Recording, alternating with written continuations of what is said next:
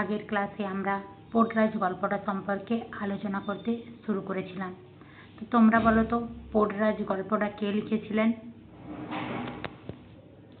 হ্যাঁ, ঠিক বলেছ, শঙ্কর রাও খারাট। এই শঙ্কর রাও খারাটের সম্পূর্ণ নাম কি ছিল বলো? শঙ্কর রাও রামচন্দ্র খারাট। পোর্টরাজ গল্পটি কোন ভাষায় লেখা? মারাঠি ভাষায়। পোর্টরাজ গল্পটা বাংলাতে কে অনুবাদ করেছে? সুনন্দন চক্রবর্তী। তো এবার আগের দিন ক্লাসে আমরা যতটা আলোচনা করেছিলাম, দেখো মায়ের প্রতি কিভাবে ভক্তি করে তোমার ওই দামার স্ত্রী দ্রুপদ কিভাবে মায়ের প্রতি ভক্তি করে সেই বর্ণনা আমরা পেয়েছিলাম। এবার দেখো পরের অংশ থেকে আমরা লাইন ধরে আলোচনা করব। চলো দেখো, মা তোমার লীলে বুঝিনি, অর্থাৎ মা তোমার যে কি লীলা, এই মারিয়ায় যে দেবী তাকে বলছে যে তোমার যে কি লীলা সেটা আমরা বুঝতে পারি না। দ্রুপদ বলেই চলে তার গলায় আরতি, অর্থাৎ মায়ের কাছে সে বলে যাচ্ছে আমি তোমার জন্য এই করেছি ওই করেছি, এটা করি ওটা করি, কাঁদতে কাঁদতে সে বলে যাচ্ছে। শেষে মারিয়ায়ের মন্দিরের দিকে মুখ করে হাত জোড় করে সে প্রার্থনা করে। তারপর শেষকালে কি করে না, সে মারিয়ায় যে দেবী তার মন্দির যেখানে আছে সেই মন্দিরের দিকে মুখ করে আর হাত জোড় করে প্রার্থনা করে যেন তার স্বামীকে ভালো করে দেয়। দেখবে আমরা যখন কোনো বিপদে পড়ি বা বাড়ির কেউ অসুস্থ হয়, তখন আমরা যদি রোজ ভক্তি ভরে কোনো দেবতাকে বা দেবীকে পূজা করি, তা সত্ত্বেও যদি বাড়ির কেউ অসুস্থ হয়ে পড়ে বা শরীর খারাপ হয়, তখন আমরা কি করি না, তখন আমরা যে দেবী বা দেবতাকে যার উপাসনা করি তখন আমরা তাকে কি বলি যে তোমার কাছে প্রতিদিন প্রার্থনা করছি, তোমাকে প্রতিদিন পুজো করছি, তোমার জন্য এই করছি ওই করছি, তারপরেও তুমি আমার থেকে মুখ ফিরিয়ে নিলে। তারপর কি করি, যেহেতু দেবতা বিশ্বাস তো রয়েছে, তাই সম্পূর্ণ অবিশ্বাস করা কখনোই সম্ভব নয়, কিন্তু প্রণাম ঠিক করতেই হয়। মায়ের কাছে অভিযোগ জানালেও সে মাথা নত ঠিকই করতে হয়। দ্রুপদের ক্ষেত্রেও আমরা তাই দেখতে পাচ্ছি। তারপর দেখো, দেবী আমি কি কোনো ভুল করেছি? এবার জিজ্ঞাসা করছে দ্রুপদ যে আমি কি কোনো ভুল করেছি? কি ভুল করেছি? যদি ভুল করে থাকি তাহলে কি ভুল করেছি সেটা আমাকে বলো। ভুল করে থাকলে শাস্তি দাও, অর্থাৎ ভুলটা যে করেছি সেই ভুলটার জন্য আমাকে শাস্তি দাও, কিন্তু আমার স্বামীকে বাঁচাও, অর্থাৎ আমাকে শাস্তি দাও কিন্তু আমার স্বামীকে বাঁচিয়ে দাও।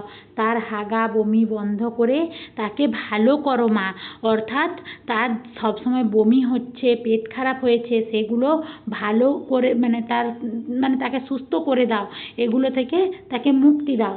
আবহাওয়া থমথমে, গায়ের সর্বত্র কান্না আর চিৎকারের আওয়াজ, আর দ্রুপদের বাড়ির বাইরে নিম গাছে বসে একটা কাক ডাকছে।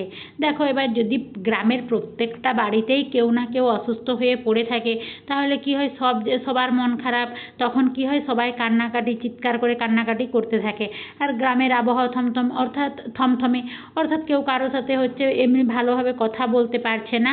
আর কি হচ্ছে দেখো, তারপরে এটার পর কি হচ্ছে না, দ্রুপদের বাড়ির বাইরে একটা নিম গাছে বসে কাক ডাকছে।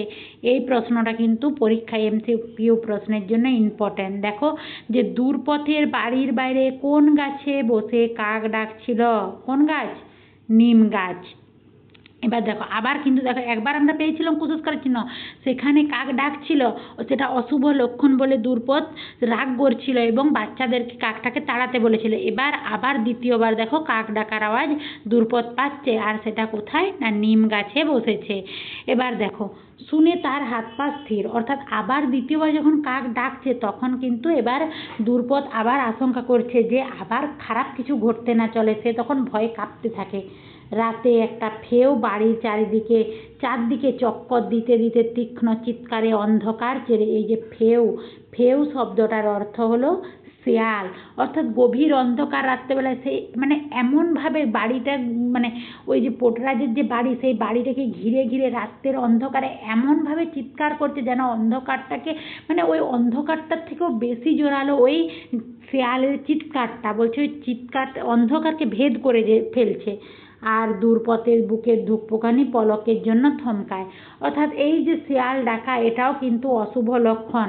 যখন এরকম অশুভ লক্ষণ দেখা দিচ্ছে তখন কিন্তু দূরপথ আবার তার মানে বুক ধকপক করতে করে ধুকধুক করতে শুরু করে, অর্থাৎ তার মানে ভয় লাগছে যে তার স্বামী আর সুস্থ হবে নাকি মারা যাবে, মানে এই প্রাণটা চলে গেল এইরকম একটা অবস্থা হচ্ছে।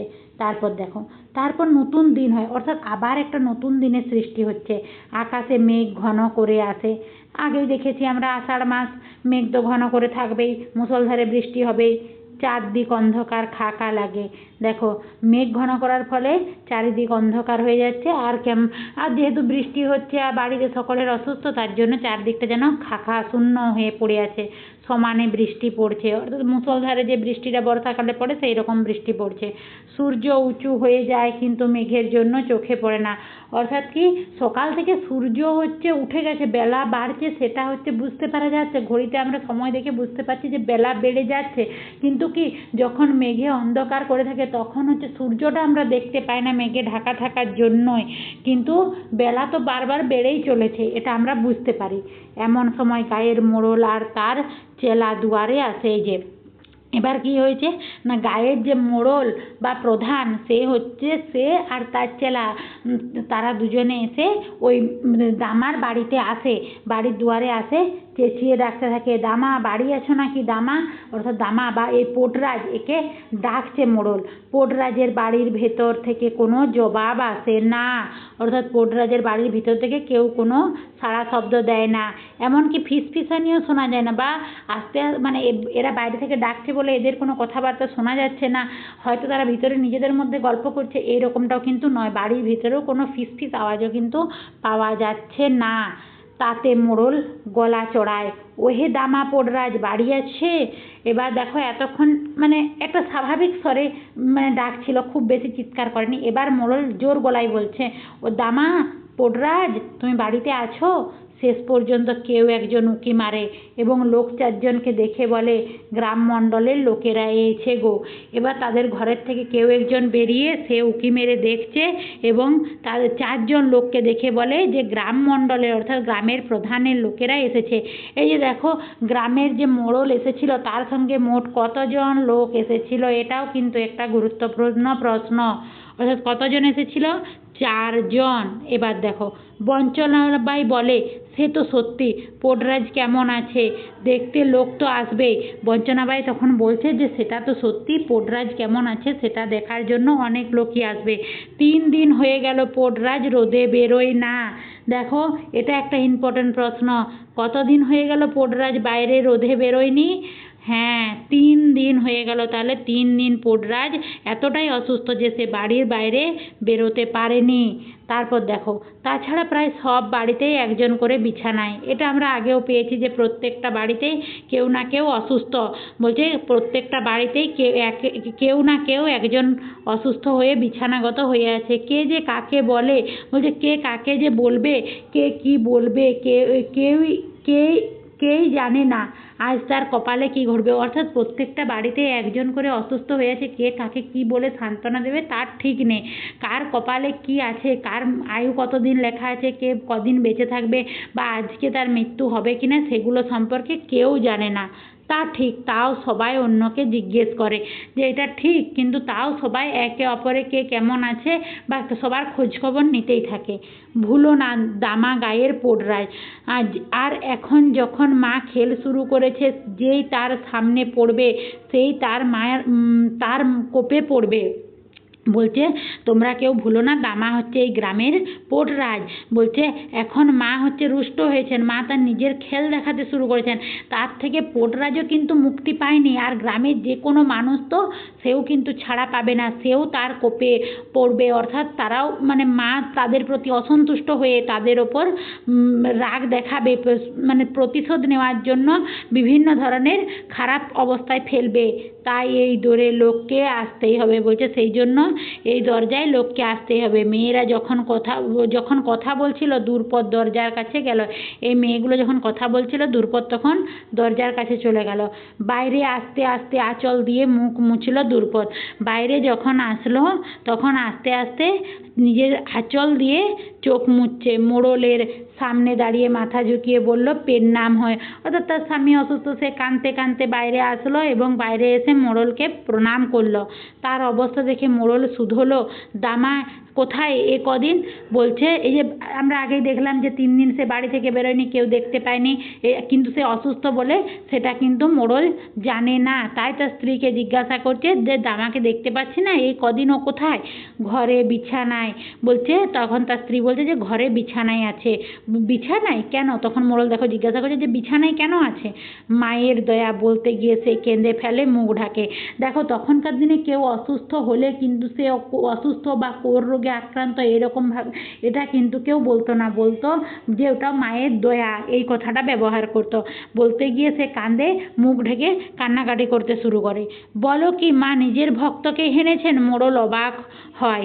এবার কি বলছে মোড়ল যে পোডরাজ তো মায়ের ভক্ত, তা সত্ত্বেও তার উপরেই আঘাত হেনেছেন। তখন মোড়ল কিন্তু একটু অবাক হয়। আরেকজন বলে নয় কেন, মানুষ তো সে। তখন অন্য আরেকজন বলছে যে সেও তো একজন মানুষ, তাহলে তার উপর আঘাত কেন হানতে পারে না?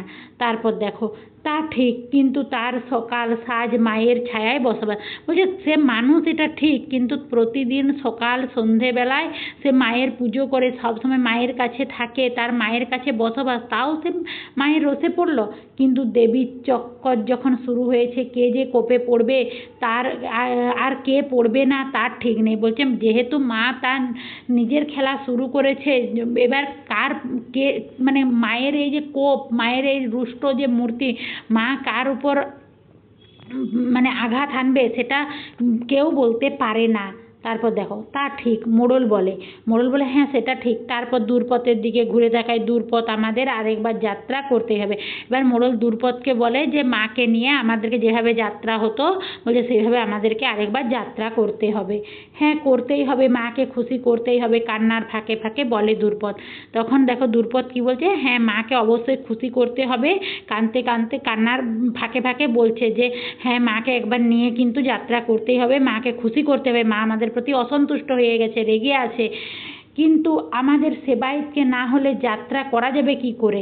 তখন একজন বলছে যে আমাদের যে সেবায়েত যে পোটরাজ, তাকে ছাড়া কিভাবে মাকে নিয়ে যাত্রা করা যাবে? ঠিক, কিন্তু মরদটা আমার পড়ে আছে যে, অর্থাৎ দূরপথ তখন কি বলছে যে সেটা ঠিক যে সেবায়েতকে ছাড়া যাত্রা করা সম্ভব নয়, কিন্তু আমার মরদ অর্থাৎ আমার স্বামীটা যে অসুস্থ হয়ে পড়ে আছে। তখন দেখো এবার কি বলছে দূরপথ মাকে গ্রামের সীমানায় নিয়ে যেতেই হবে। তখন বলছে যে দূরপথকে বলছে যে মাকে যেভাবে হোক গ্রামের সীমানায় নিয়ে যেতেই হবে। ঠিক, না হলে মার চক্কর গার উপর থেকে কাটবে না। হ্যাঁ বলছে যে গ্রামের উপর থেকে যদি মাকে ওই সীমানায়, গ্রামের যে সীমানা সেখানে যদি নিয়ে না যাওয়া হয়, তাহলে মায়ের যে রোষ আমাদের ওপর থেকে সেটা কিন্তু কখনোই কাটানো যাবে না। তারপর দেখো আরেকজন যোগ করে, তাই দেবীকে মিছিল করে গায়ের বাইরে সামনে রেখে আসতে হবে। তো তখন আরেকজনও বলছে যে মাকে গায়ের সামনে, গায়ের যে সীমানা সেই সীমানার বাইরে রেখে আসতে হবে।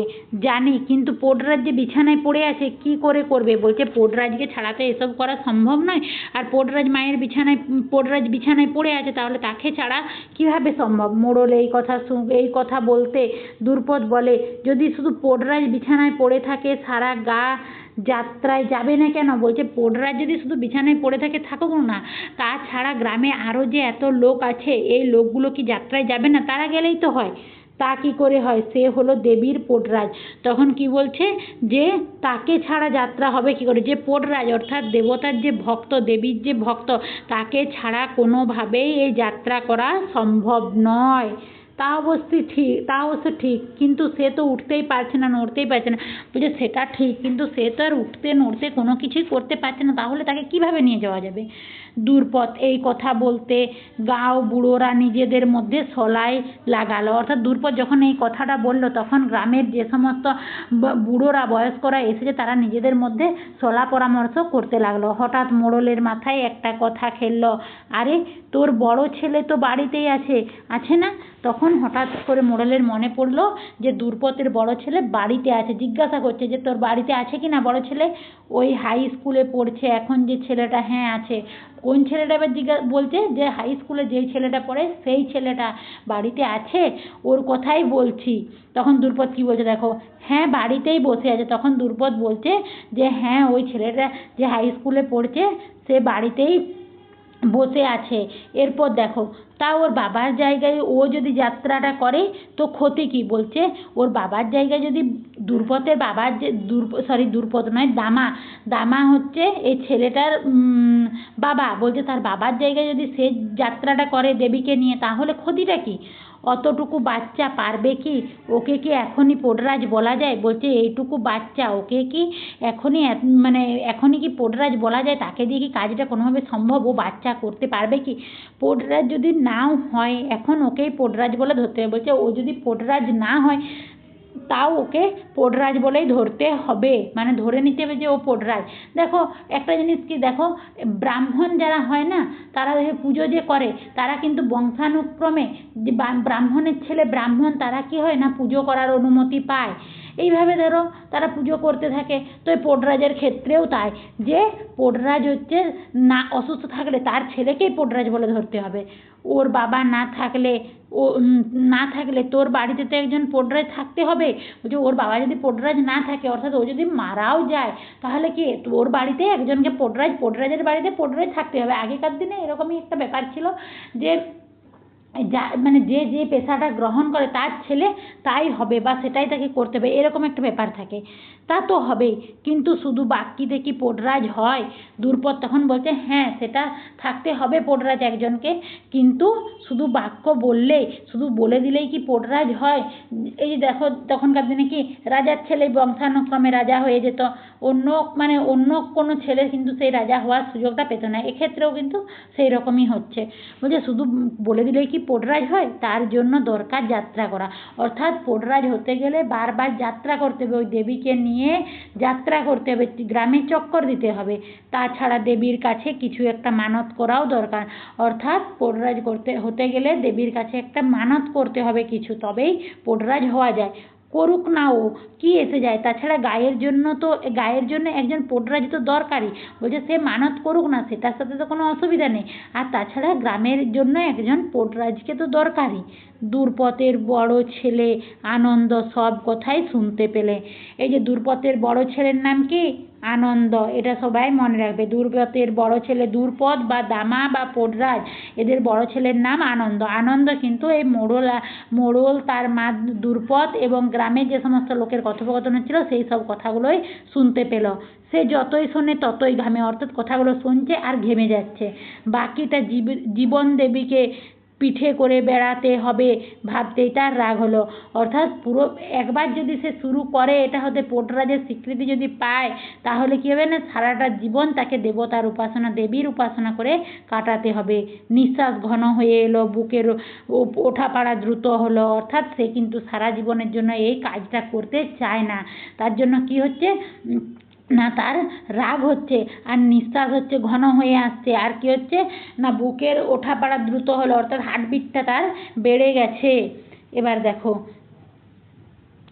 পরের অংশ। ইতিমধ্যে মোড়লের সঙ্গে যারা এসেছিল তাদের মধ্যে একজন লোক সবজান্তার মতো বলে উঠল, ও রাজি না হলে গোটা গাটাই মায়ের কোপে পড়বে। অর্থাৎ আগেকার দিনে কেউ একটা কাজ করতে না চাইলেও তার উপর কিন্তু সেটা জোর করে চাপিয়ে দেওয়া হতো।